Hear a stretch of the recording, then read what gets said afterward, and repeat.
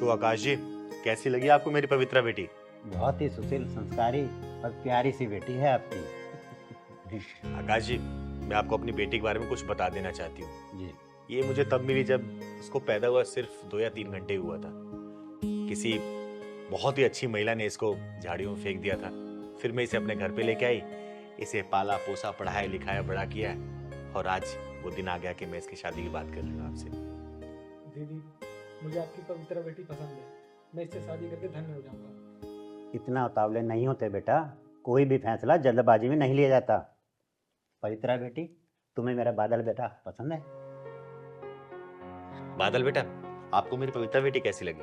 बहुत अच्छी लगी मुझे। अरे बधाई हो आकाश जी, लड़का लड़की एक दूसरे को पसंद कर रहे हैं तो पंडित जी को बुला के दोनों कुंडलियां मिलवा लेते हैं और शादी की डेट फाइनल कर देते हैं। अरे इन दोनों की कुंडली मिले ना मिले, लेकिन हम दोनों की तिजोरियों की कुंडलियां तो मिलनी जरूरी है। आकाश जी, अब कहना क्या चाहते हैं? मैं कुछ समझी नहीं। चिंगारी जी, मैं ये कहना चाहता हूँ कि पवित्रा के माँ बाप का कुछ पता नहीं, जाति पाति का कुछ पता नहीं। कल को बारात आएगी तो बारात में कहेंगे कि किन्नर के यहाँ शादी में आए हैं, तो उनका मुंह बंद करने के लिए अपनी तिजोरी का तो मुंह खोलना ही पड़ेगा ना। तो आकाश जी, आपकी तिजोरी का मुंह कितना बड़ा है? क्या क्या डालना पड़ेगा उसमें? काफी समझदार है चिंगारी जी आप। धन्यवाद धन्यवाद। पापा, मुझे तो वो वाली कार चाहिए जो मार्केट में बहुत चल रही है ना, इलेक्ट्रॉनिक वाली, पंच। पंच? चिंगारी जी, ये तो इसकी डिमांड है। तो आप भी बता दीजिए, आपकी क्या क्या डिमांड है? पवित्रा बेटा, मैं बात कर रही हूँ ना। आकाश जी, निसंकोच होके बताइए जो जो आपको चाहिए। अरे लड़की वाले हैं हम, तो लड़कों वाले की डिमांड तो पूरी करनी पड़ेगी ना। बताइए बताइए आप। ज्यादा कुछ नहीं चिंगारी जी, आपकी हैसियत के हिसाब से बोलूंगा। मेरी हैसियत के बारे में मत सोचिए आप अपनी हैसियत बताइए। बोलिए क्या चाहिए आपको? ज्यादा कुछ नहीं चिंगारी जी, एक कार, 10 लाख रुपए कैश और 10 तोला सोना और 2 स्कूटी, 2 मेरी बेटियां हैं ना उनके लिए, और एक बढ़िया सी मोटरसाइकिल मेरे लिए। और इससे ज्यादा तो मैं लालची हूँ नहीं। हाँ चिंगारी दीदी, पापा सच कह रहे हैं। हमारे पूरे खानदान में लालची तो कोई है ही नहीं।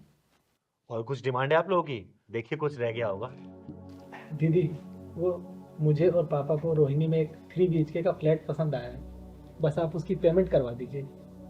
हाँ चिंगारी, सिर्फ 50-55 लाख की होगी बस, इससे ज्यादा कुछ नहीं होगी। अच्छा, और कुछ?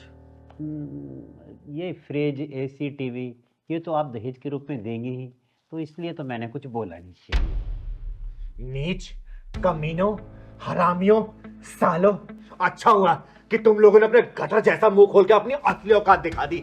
अगर तुम लोगों ने डिमांड नहीं की होती ना दहेज वाली, तो शायद मैं अपनी बेटी को इससे ज्यादा दे रही होती।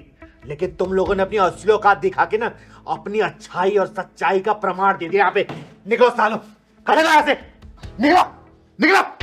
अरे शुक्र मानो, वो तो मैं दीदी की वजह से चुप थी, वरना जितना तुम्हारा महीने का खर्चा है ना, उससे ज्यादा एक हफ्ते में खर्च कर देती है दीदी मेरे ऊपर, मेरी सहूलियत के लिए।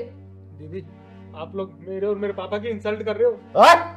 2 कड़ी की औकात नहीं है और चाहिए सोना चांदी, हीरे मोती, मोटरसाइकिल। भाई सुनो, चिंगारी घर में खड़े हो इसलिए सही सलामत हो, कहीं और मिलते ना एम्बुलेंस में लाद के भिजवा चुकी होती।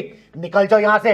और अच्छा हुआ तुम जैसे दहेज के लोभियों ने अपनी असली औकात दिखा दी, और तुम जैसे लोग यहाँ तो कोई अपनी बेटी भेजना नहीं चाहेगा, समझे? निकलो यहाँ से, निकलो निकलो। साले दहेज के लोभियों। दीदी, मैं तो पहली बार में डिमांड सुन के मना करने वाली थी, लेकिन आपने ही चुप कर दिया।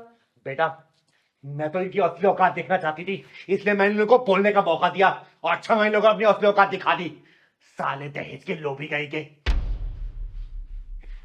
नमकीन बिस्किट भी खराब हुआ है इन लोगों के चक्कर में।